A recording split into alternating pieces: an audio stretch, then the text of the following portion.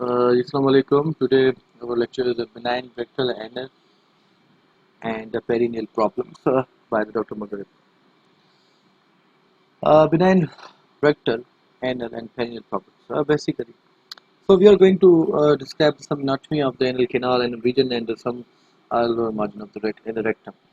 So the anatomy here can you see there is the anal verge, the external anal area, and it covers the 5 centimeter from the anal verge area.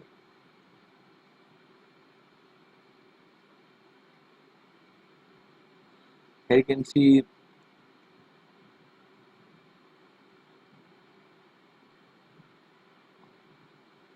So, okay, fine.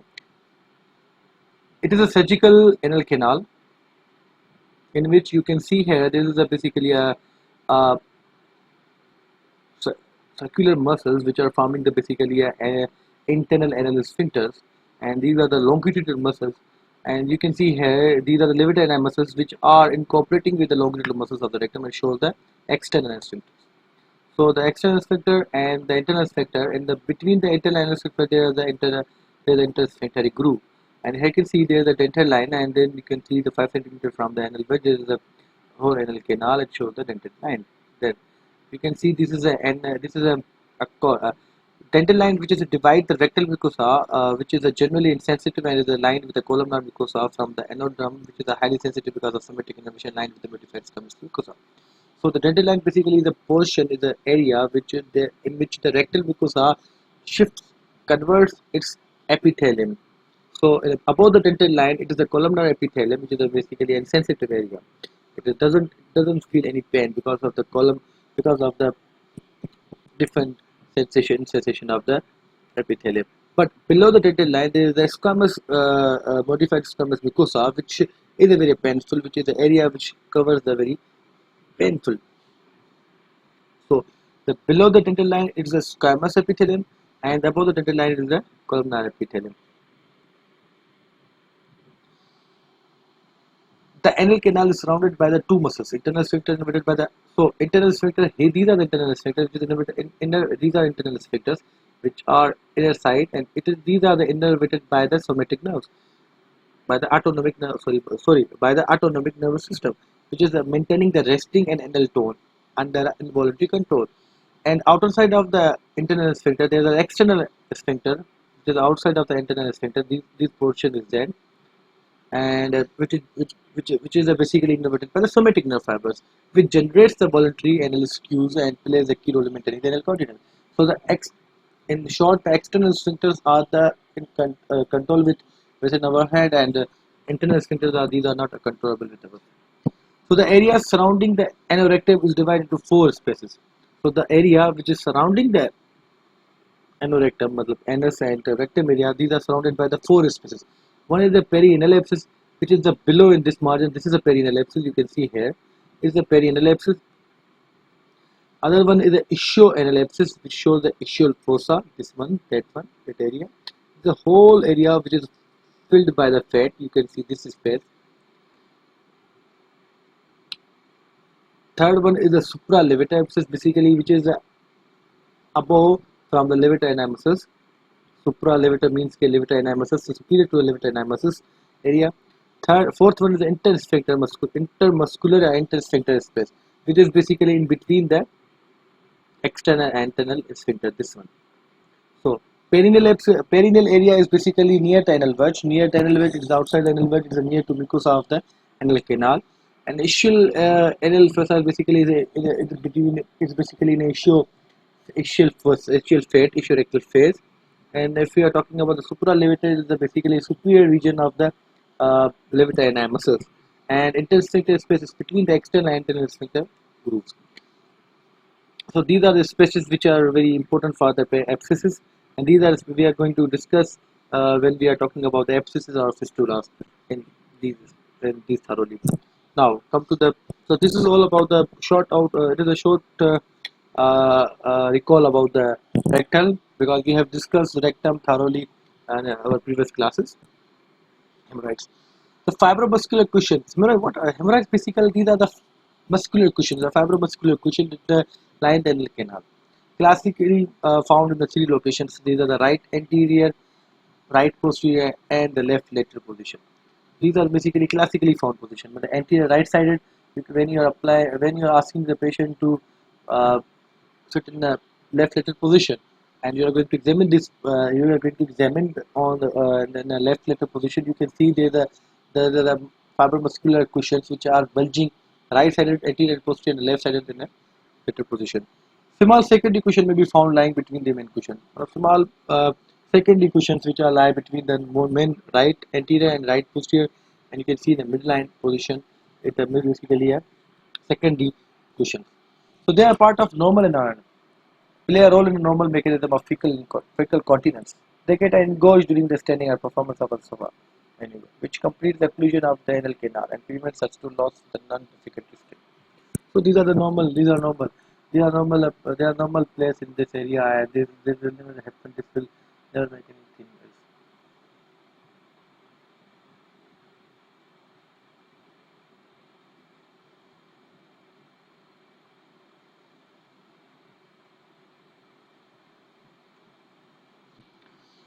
So hemorrhoids broadly classified as an internal proximal to dental line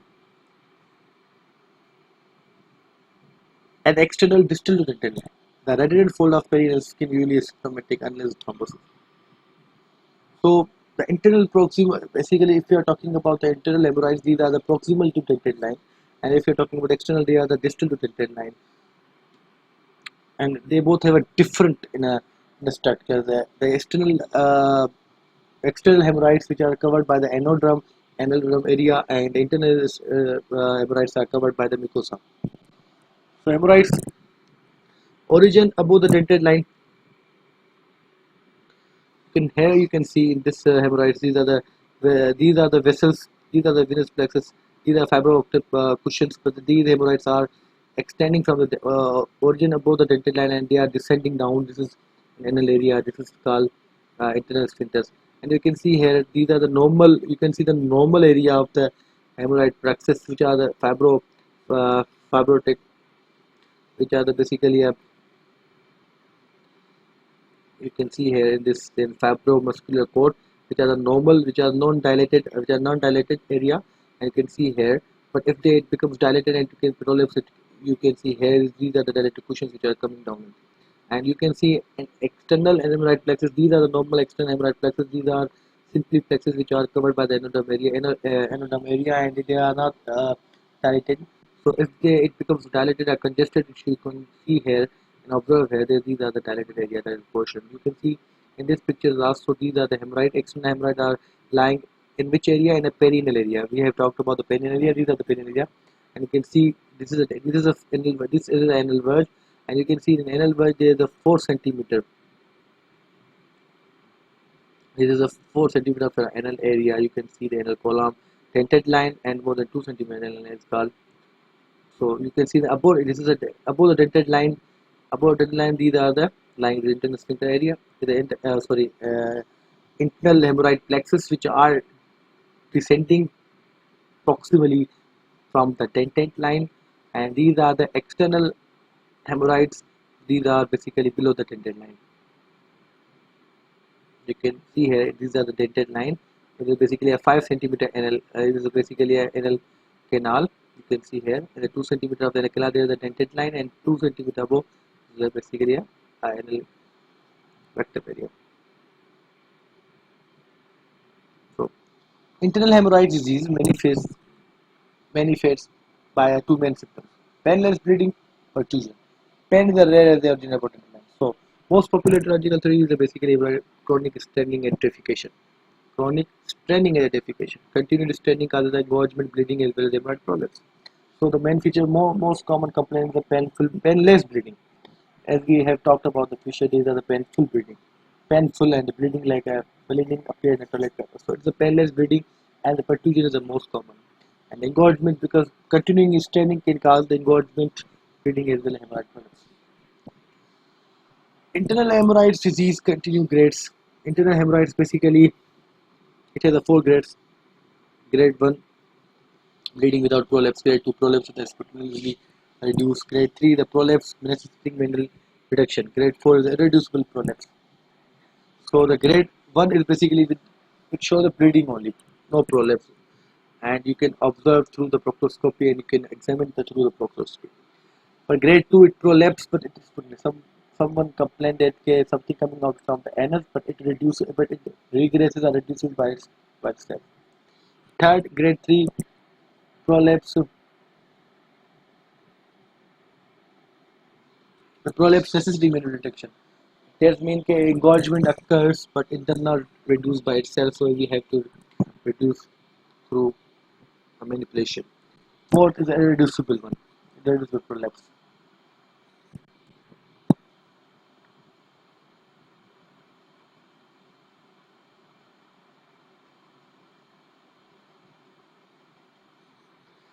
Internal hemorrhoid disease.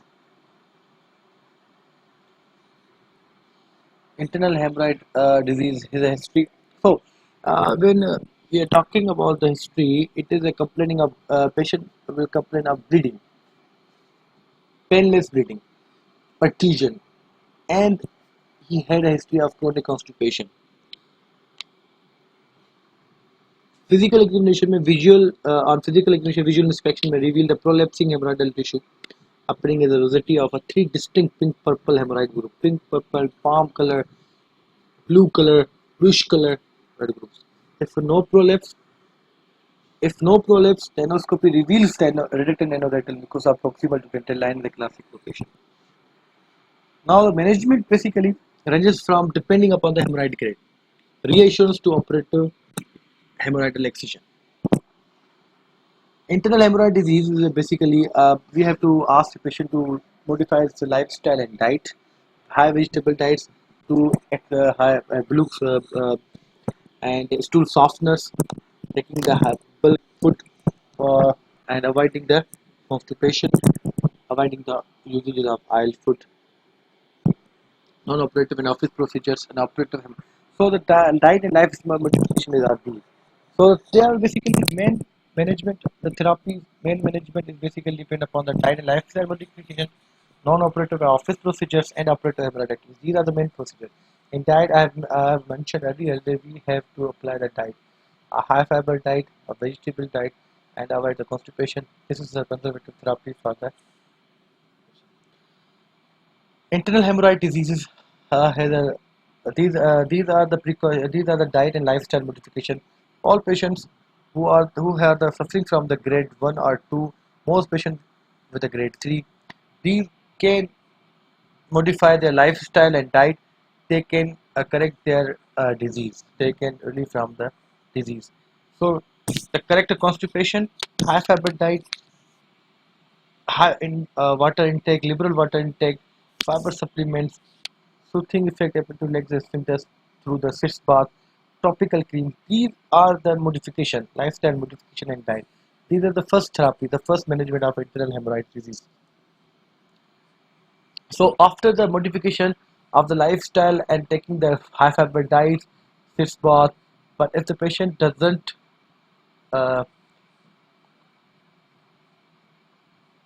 doesn't relieve from their symptoms, so we can go for the non-operative and office procedures. The diet and lifestyle modification are not effective. So what are the second way to treat the hemorrhoidal disease? These are the uh, rubber band ligation. A ligation of the hemorrhoid with elastic band. Successful in a 2/3 to 3/4 patient with a grade 1 or 2. A complication now. So the rubber ligation can be applied on those patients who have a grade 2 hemorrhoids only. We cannot apply the grade 3. So if a patient is suffering from grade 1 or grade 2, we can give him a rubber band ligation. So the complications are what? Complication could be the bleeding, could be the pain, could be the thrombosis, and the pain and sepsis. Sepsis, how would you diagnose the sepsis? Through the pain, fever, and difficult urination. These are micturition. These are the common symptoms of the sepsis. So the complication of rubber band ligation are these. But before the rubber band ligation, we should go for the lifestyle modification. After that, if it doesn't heal, then we can go for the rubber band ligation. Here you can see an hemorrhoid. This is endoscopy. The proctoscopy has been applied in endoscopy. You can see here, this is a hemorrhoid. And lateral portion, this is the hemorrhoid. It could be the left side of lateral portion. This is hemorrhoid. You can see this is a fibromuscular portion where the hemorrhoidal plexus appear, and this is the internal hemorrhoid. And you can see here, this is the bilic area. This is basically a bend, which is applied through the bend and ligation. They apply the bend and ligation in the common procedures. You can see here there is a bend. This is a rubber band again. You can see here through the endoscopy, we put the gun. We first make the position of the patient left laterally, then we place the proctoscopy to identify the hemorrhoids, then we apply the gun over that area. So now, internal hemorrhoid disease management. I, After the non-operative and office procedures, the other what are the other after the bend and ligation? After the completing the bend and ligation, what are the other non-operative and office procedures? So number one is an infrared coagulation, which applied apex of each hemorrhoid at the top of the anal canal. Infrared radiation coagulation tissue proteins and explode water from the cell. Extent of tissue destruction depends on intensity and duration of application, not affecting large amount of prolapsing tissue, most useful for grade 1 and small grade 2 hemorrhoids.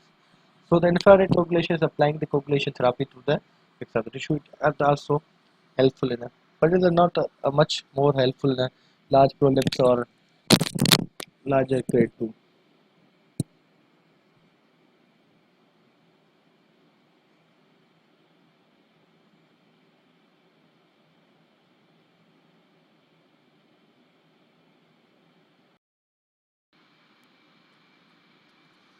Uh, Other non-operative and office procedures are the sclerotherapy, which are the less popular nowadays.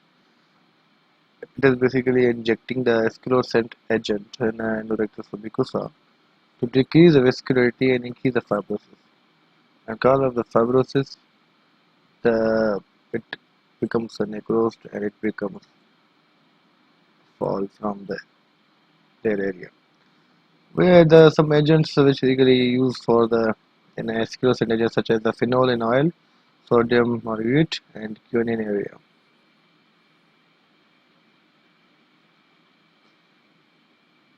Internal hemorrhoid disease management, operative hemorrhoidectomies.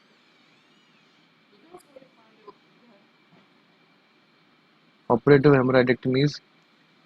Now we have discussed about the non-operative managements. Now going for the operative hemorrhoid, the reduction blood flow to anorectal ring and removal of redundant hemorrhoidal tissue and the fixation of the redundant mucosa. So these procedures basically are the hemorrhoidectomy and the stapler. So this is the principle of the operative hemorrhoidectomy: to reduce the blood flow and removal of the extra hemorrhoidal tissue and the fixation of the mucosa. This is the basically operative. So hemorrhoidectomy and stapler hemorrhoidectomy are the name of this procedure. The external hemorrhoids are symptomatic except when the second is thrombosed. Thrombosis may result from a difficulty standing or extreme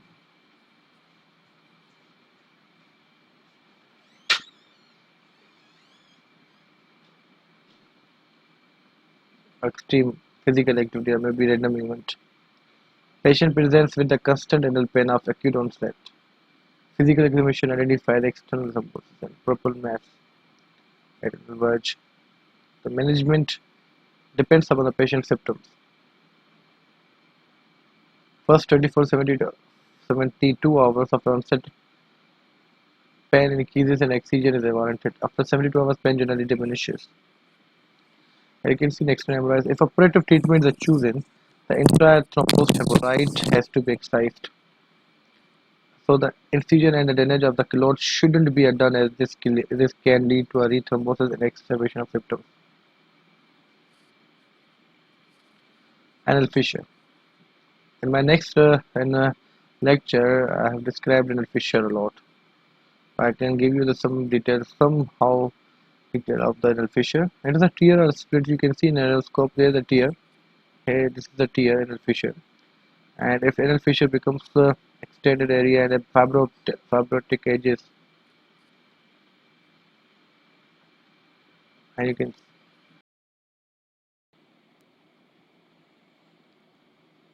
so acute or chronic. Acute fissures are caused by the mechanical force generated by the passage of large bowel movements through an anal canal that is too small to accommodate safely and easily. Posterior midline is 90% of the fissures in the female and 95% in the males. Decreased blood flow or increased mechanical stress may account for the propensity of these fissures to occur in this location. Repeated injury, which is a hard or artery ball movements, may result in development of chronic fissure. The clinical evolution, the patient complains of pain. It feels like a tearing sensation, a knife-like sensation. Another clinical feature is the bright red rectal bleeding, which is after bowel movements. Minor and seen on toilet paper. Associated with an spasm that persists for several hours after each bowel movement. On clinical evolution, the physical examination, the difficult, extremely tender anus. Split in anodrome, about 1 centimeter long, and a posterior midline, just distal to dental line. In chronic fissure, it classifies the hypertrophy of the anal papilla, anal fissure, and sanitary skin tail. The exposed internal and anal sphincter muscles at the base of the fissure.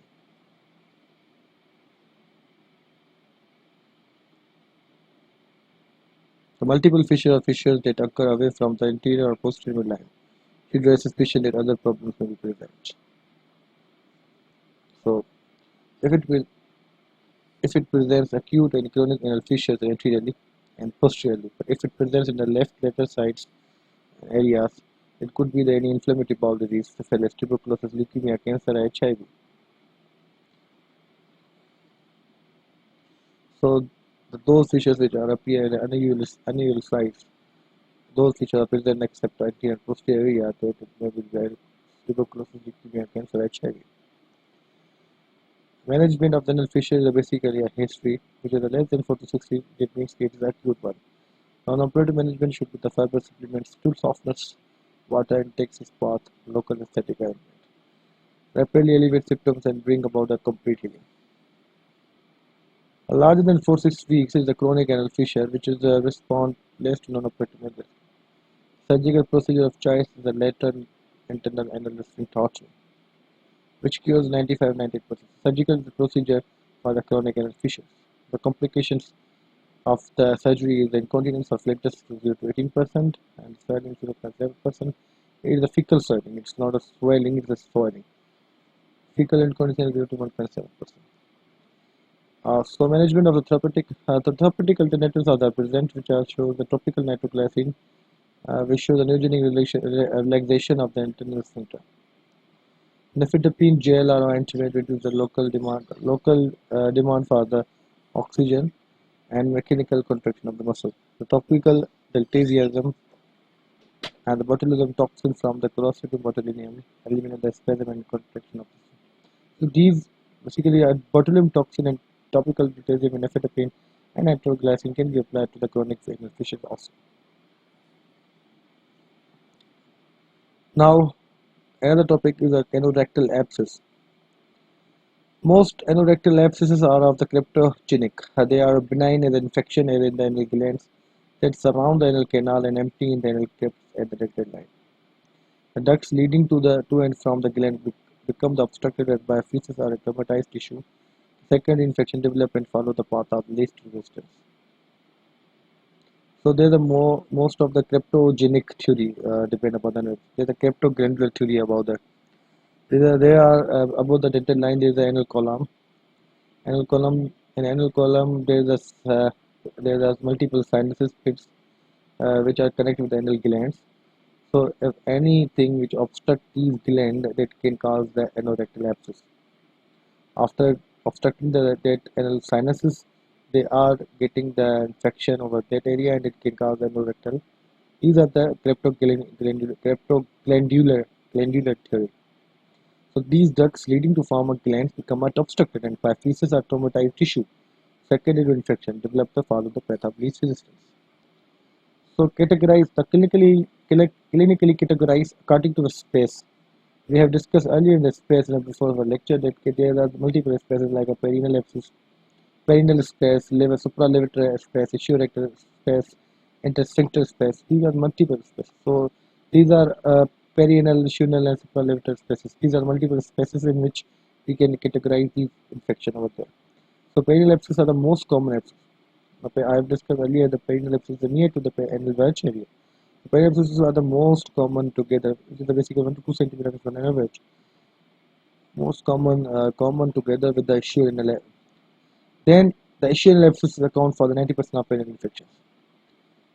So the perineal abscesses are most common infection and the issue-rectal ischial abscess. Patient presents with the pain, fever, chills, malaise, systematic toxicity. These are the complaints. So you can see anorectal abscess. These are basically show you the supralevator area. I have earlier described this area, this thing.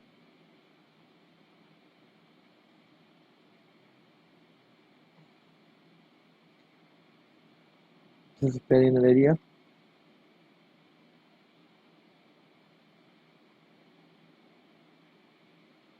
This is the ischial abscess and this is blood.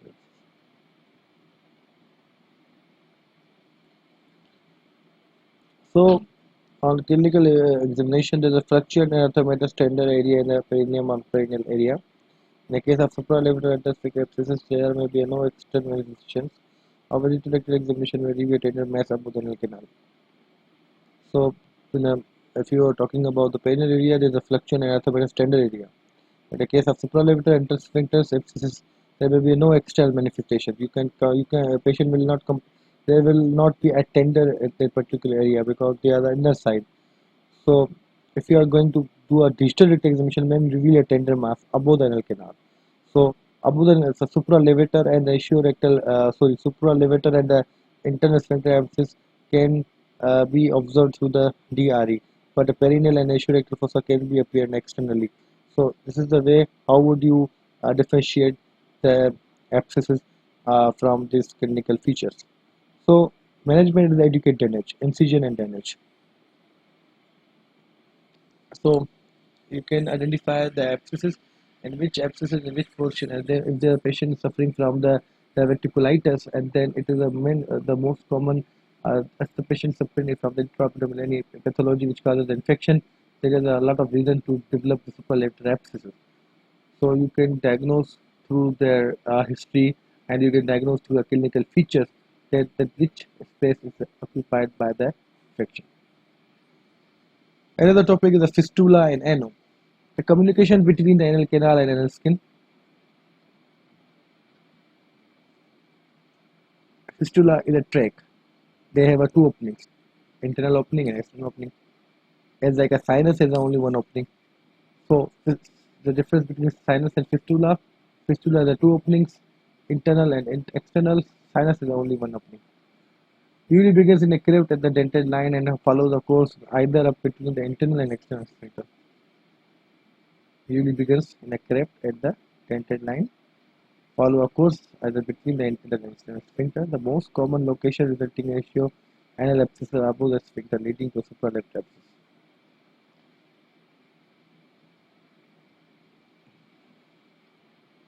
After abscess is drainage.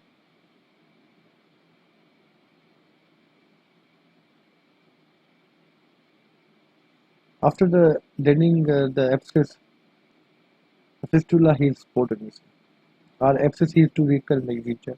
Abscess heals but chronic draining fistula remains. There are three other we are draining the abscess, the fistula will heal by itself. If you are if you are draining the abscess heals to recur in the future, abscess heals but chronic draining fistula remains. So after drainage of abscess, the fistula is usually associated with the chronic serous injurious to cerebral discharge. Draining the abscess, there is a discharge coming out from the fistula, which would be the serous injurious or serous purulent.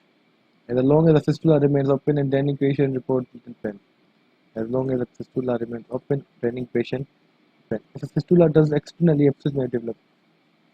Physical examination reveals 2 to 3 millimeter opening in the perineal skin with round and duration. If a fistula close externally, abscess may develop. But if a physically we are going to close the fistula externally, the abscess will develop. So we have to treat the fistula hole from internal to external area. If a physical examination reveals a 2-3 millimeter opening in the perineal skin with a surrounding duration. Fistula tract can be palpated as a film cord between the external opening and internal canal. You can see this is a good cell law. In clinical evaluation, the relationship between the external opening to internal opening is suggested by Gusser's rule. So, if you can examine, it is the midline of the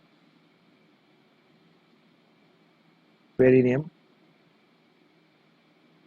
midline area.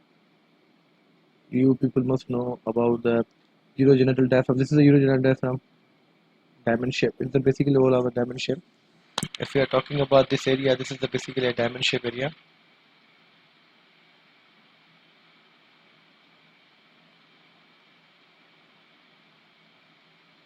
Sorry, I'm bad in tank, so that's why I can't hold my pointer very well in this particular position. So this is a diamond shape area, and diamond shape area there is the this is the anal triangle area, and this is the urogenital diaphragm, urogenital triangle, and this is the anal triangle. So that makes this area. Okay, fine. Now, perineum basically comes to in front of the scrotum as very particular. Now, the whole diamond shape is from the sacrum area to. Okay, so there is a transverse line which crosses the anal opening. If a fistula, if any external fistula shows up anterior to the midline, this midline, if the fistula appears anterior to the midline, so it could be the anteriorly to, if the fistula's external opening appears anterior to the midline, it gives the radial opening to the internal side. It gives a straight opening to the radial side. But that fistula is coming to the but that fistula appears externally in a posterior midline. They are the reason they curved up and they open into posterior midline. So it is a very well, when you identify the external opening, then you can justify that the internal opening where would be there. And the posterior, it comes in the posterior midline, and anteriorly it radially opening into the state of the. So you have to identify the external opening first, then you can justify the internal opening of the rectum, opening of the fistula. Okay. Another diagram which shows you the clinical features. Fistula is classified into 4 categories according to their relation to inner sphincter. So the Park's classification, and you can see the fistula is opening according to their relation to anal sphincters. Internal sphincters is basically between the external and anal sphincters. Trans sphincter is crossing the sphincters area. Supra sphincter is crossing the suprarily, and the extra sphincter is basically is applying the extra. You see, this is the basically intersphincters coming from that area. You can see this is the columns, anal columns, the dental line, the anal sinuses, the anal columns, the anal gland, and you can see this is the anal sphincter between the. This is the internal sphincter, and this is the external sphincter. In between them, there is the internal sphincter groove. You can see this is the internal sphincter, fistula. This is the trans sphincter. It's opening externally and comes and it crossing the external sphincter and comes to the internal sphincter side. This is the trans sphincter.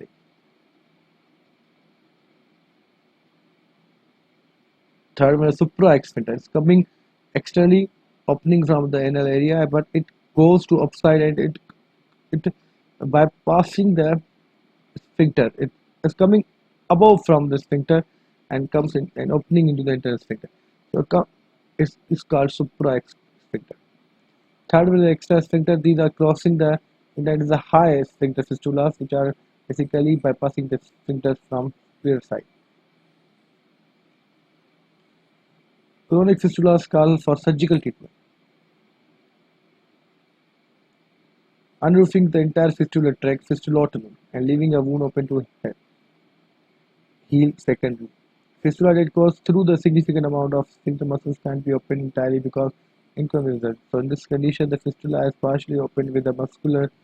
Uh, in this condition, fistula is partially open, with the muscular left intact and the intercircle ceton, un- cutting ceton, untied ceton. A closed internal sphincter with advancement flap. So in a fistula, they are the either you are going to do a fistulotomy, opening the tract only, either you are excision of the whole fistula, it's a fistulectomy treatment, but depend upon the fistula location. Okay. There are the other management options are the ceton placement. There are two types of ceton placement. Either you do the cutting ceton management or other you do the loose ceton management. If there's a abscess, you can go for the loose ceton management. But if there is a cutting, if there is a sphincter involving fistula, you can go for the cutting ceton management.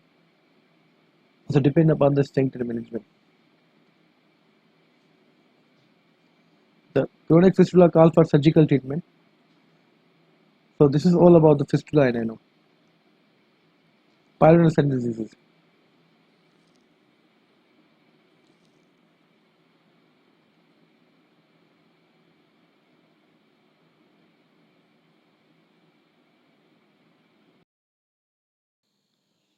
Also, pyloric sinus disease.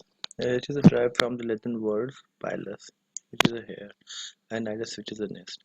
It denotes a chronic subcutaneous infection and foreign body reaction to hair embedded in the skin or to the abnormalities of follicles in the natal cleft.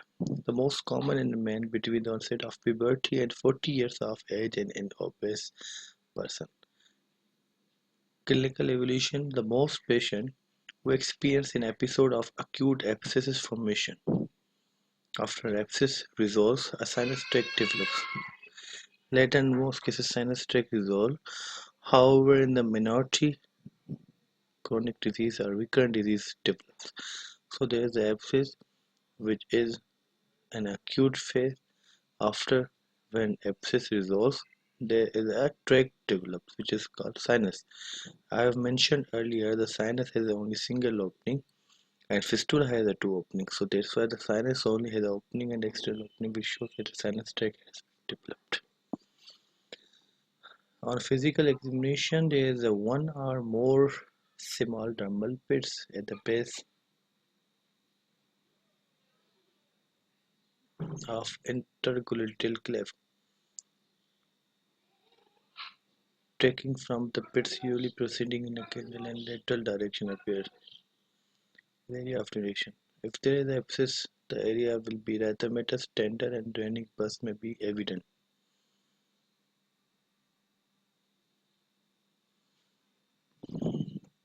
You can see the parallel area.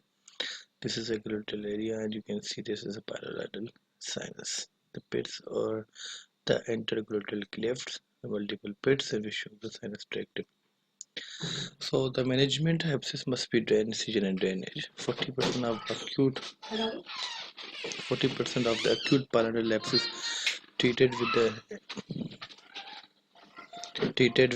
incision and drainage, and you can go for. So in the management, you can go for the incision and drainage if the abscess is present. 40% of acute pulmonary abscesses which are treated with incision and development of chronic sinuses. The operation for sinus tract. The closed technique, pouring in a closed technique, the pouring out follicles and pushing the throat very high. It is a very high and a recurrent stage. Or unroofing, lying open the tract with a healing by granulation. Secondary intention granulation. Healing time of 48 days, recurrent stage 30%. Wide and deep excision of the sinus alone, healing time 72 days, recurrent rate, and the excision in the primary closure, healing time 2 weeks, 350%. So management, non-operative conservative approaches, meticulous hair control, metal lifting, and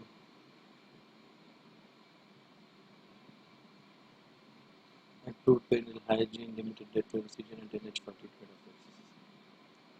of abscesses. Another pathology is a hidradenitis suppurativa. It is a chronic recurrent inflammatory process involving the focal glands of the axilla and groin. The occlusion of the follicles and abnormalities of the focal index are able to be a causative factors. Disease can result in a chronically draining wounds, and severe stress can become quite painful and debilitating. So medical may afford a temporary relief of symptoms. Most patients eventually require surgical therapy. So keep the hygiene good and handle separately. Incident and unroofing the sinuses are far early in acute disease, but it's not a very useful when you are doing it. Local oxygen provides adequate control of symptoms. Recurrence rate higher than 50%. Wedge oxygen and secondary regulation. Another cranial pathology is the pruritus anus. It is a dermatological condition of the cranial skin which is characterized by the unevenness of arching in the area around it. The predisposing features are the poor perianal hygiene related to incontinence, diarrhea, and excessive hair. Over hygiene, excessive moisture, irregularity of soft perianal skin from the right fistula. Surgery, skin hypersensitivity. So, skin diet, decay resistance infection, injury to the skin. These are all other pruritus anus. You can see in the perianal skin disease are basically history and physical exhibition suggest a possible cause of pruritus. Inspection of perianal skin with agent infection occurs under the pruritus. Characteristic finding the erythematous or thickened skin which result with the whitish appearance with the asymmetration of radial and skin. The skin may be exfoliated or ulcerated with a technique called lichenification. Large exfoliation can cause to forming weakness. Whereas in a clinical evaluation, you can see the digital rectal examination to assess the competence of various sphincter, the western and maximal situation. Endoscopy and proctoscopy should be performed. Management cause has to be eliminated. Keep a perianal area dry. Avoid trauma to area. Perianal area should be gently washed. Never sensitive. Avoid irritating foods, tomatoes, pepper, citrus fruits and juices, coffee, colas, and beer, Americanas, and any testosterone to basis within key cares in digestion and dairy. Avoid creams, lotions, and emollients. Hydrocortisone creams may be applied for 1 week. If a candle infused infection, fungal infection, found tried antifungal lotion, solution. If standard measures were to elicit the improvement, fungal and viral cultures and even biopsy may be necessary to exclude infection in the gastric cause. Another pathology is the solitary rectal ulcer. Clinical condition characterized by the rectal bleeding or mucus discharge related to rectal gland defecation. The present ulcer usually occur on the anterior rectal wall just above the anorectal gland. As I mentioned earlier, the anorectal gland is basically active to rectal ulcer. Causes are clearly associated with the chronic inflammation and trauma. Intersection of the rectum, the rectal trauma. Treatment is dietary by the symptoms and interfering with some of the post-surgical methods. Conservative therapy, high fiber diet, lifestyle changes should be tried first. The pharmacological therapy, anti-inflammatory enemas supposed to stimulate success but symptom present localized resection may be complication of the prolapse integrated by the chronic procedure approach. So there are some questions regarding to the sphincter functions. Can people do the examination through applying the question, which is true regarding the sphincter function. There are multiple options over there. You can apply any option, you can choose any of the question. So in the end of the lecture, we will able to be able to get a knowledge about the anal canal and its pathology. So if people feel any difficulty regarding these lectures, my previous lectures, you can put a question in a comment box. If there are multiple questions, I will try to make another presentation for these questions and I will answer it thoroughly and very. I will give you the answer to the comment box, or I will present another presentation for the questions regarding the pathology or anti-pathology. So